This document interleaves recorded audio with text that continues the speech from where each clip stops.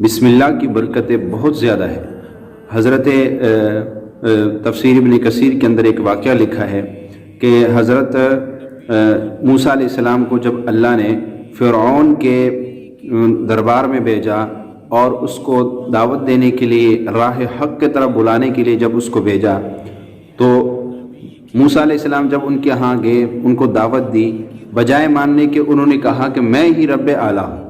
تو موسیٰ علیہ السلام نے اللہ سے دعا کی کہ اللہ اس کو غرق کر دے۔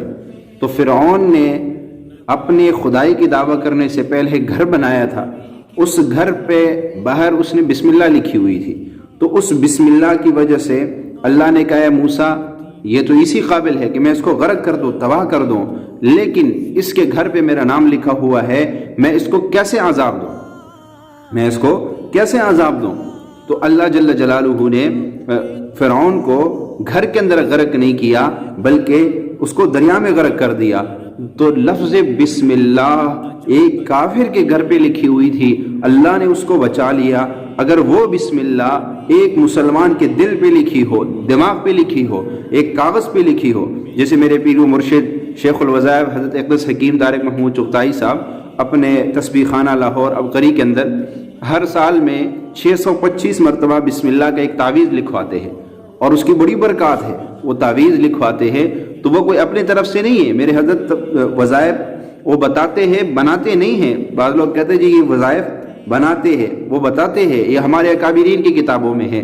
اگر ایک کافر اپنے گھر پہ بسم اللہ 625 ایک مرتبہ لکھے، وہ اللہ کے عذاب سے بچ جائے اور خدائی کا دعویٰ کرنے والا ہو، تو اگر ایک مسلمان 625 مرتبہ بسم اللہ الرحمن الرحیم کو ایک کاغذ پہ لکھے تو کیا آفات سے، ابلیات سے، مصائب سے، مشکلات سے، پریشانیوں سے، غموں سے، جادو سے، جنات سے اس کی حفاظت نہیں ہو سکتی؟ ضرور ہوگی۔ تو یہ میرے مرشد ہر سال لکھواتے ہیں، اور ابھی بھی اسی مہینے میں یہ تعویذ لکھوایا جائے گا۔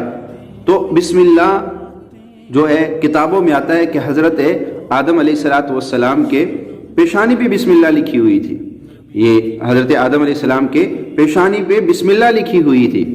یہ خطبات حضرت مولانا اسلم شیخ پوری رحمۃ اللہ علیہ کو خطبات اٹھائیے، وہاں یہ بات لکھی ہوئی ہے اور خود انہوں نے فرمائی ہے، یہ کوئی میں اپنی طرف سے نہیں کہہ رہا ہوں، کہ حضرت آدم علیہ السلام کے پیشانی پہ بسم اللہ لکھی ہوئی تھی، اور یہ بھی وہاں لکھا ہوا ہے کہ حضرت جبریل علیہ السلام کے پروں پہ بسم اللہ لکھی ہوئی تھی، اور یہ بھی وہاں لکھا ہوا ہے کہ حضرت سلیمان علیہ السلام کے پاس جو انگوٹھی تھی اس میں بسم اللہ لکھی ہوئی تھی، اور یہ بھی لکھا کہ حضرت موسیٰ علیہ السلام کے پاس جو عصا تھا اس عصا کے اوپر عبرانی زبان میں بسم اللہ لکھی ہوئی تھی۔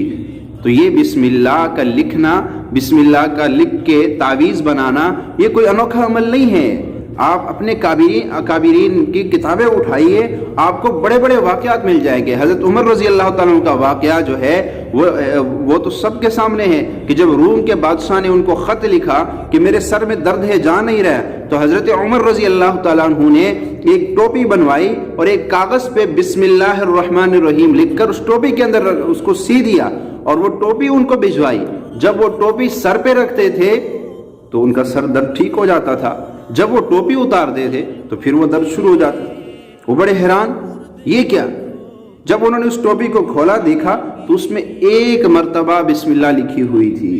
تو اگر یہ بسم اللہ کا عمل، بسم اللہ کے تعویذ آپ نے دیکھنے ہو تو اکابرین کے جو کتابیں ہیں وہ اٹھا کے دیکھ لی جائے، آپ کو ہزاروں تعویذات بسم اللہ کے مل جائیں گے، آپ کو ہزاروں عملیات بسم اللہ الرحمن الرحیم کے مل جائیں گے۔ تو بسم اللہ الرحمن الرحیم جو ہے یہ کوئی معمولی نہیں ہے، یہ بڑی برکت والا عمل ہے۔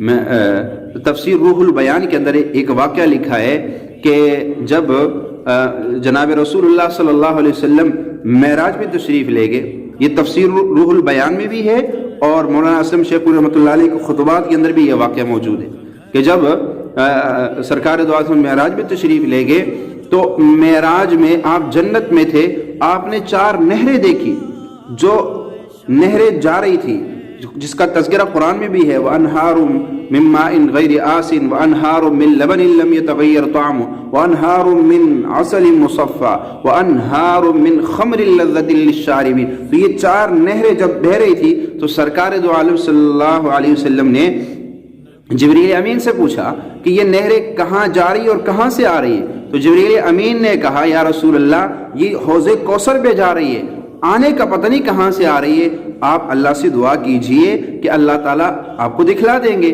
تو جناب رسول اللہ صلی اللہ علیہ وسلم نے دعا کی کہ اللہ یہ نہریں کہاں سے آ رہی؟ اللہ نے ایک فرشتے کو بھیجا، اس نے کہا یا رسول اللہ آپ آنکھیں بند کیجئے، ابھی آپ کو پتہ چل جائے گا۔ سرکار دو عالم صلی اللہ علیہ وسلم نے جب آنکھیں بند کی تو اس فرشتے نے تھوڑی دیر بعد آنکھیں کھولی۔ جب آپ نے آنکھیں کھولی تو آپ نے فرمایا میں نے اپنے آپ کو ایک ایسے جگہ پایا جہاں ایک خوبصورت درخت تھا، وہاں ایک سفید موتیوں کا قبہ بنا ہوا تھا اور اس کا دروازہ سرخ سونے کا تھا، اس پہ ایک تالا لگا ہوا تھا اور وہ نہریں وہاں سے نکل رہی تھی۔ جب میں نے دیکھا تو میں واپس پلٹنے لگا تو اس فرشتے نے مجھے کہا یا رسول اللہ آپ اندر کیوں نہیں جاتے ہیں؟ تو میں نے کہا کہ میں کیسے اندر جاؤں، اس کو تو اتنا بڑا تالا لگا ہوا ہے۔ تو اس فرشتے نے کہا اور فرمایا کہ میرے پاس تو اس کی چابی نہیں ہے۔ اس فرشتے نے کہا یا رسول اللہ اس کی چابی بسم اللہ الرحمن الرحیم ہے، آپ بسم اللہ پڑھی کھل جائے گا۔ آپ نے بسم اللہ پڑھی، تالا کھل گیا۔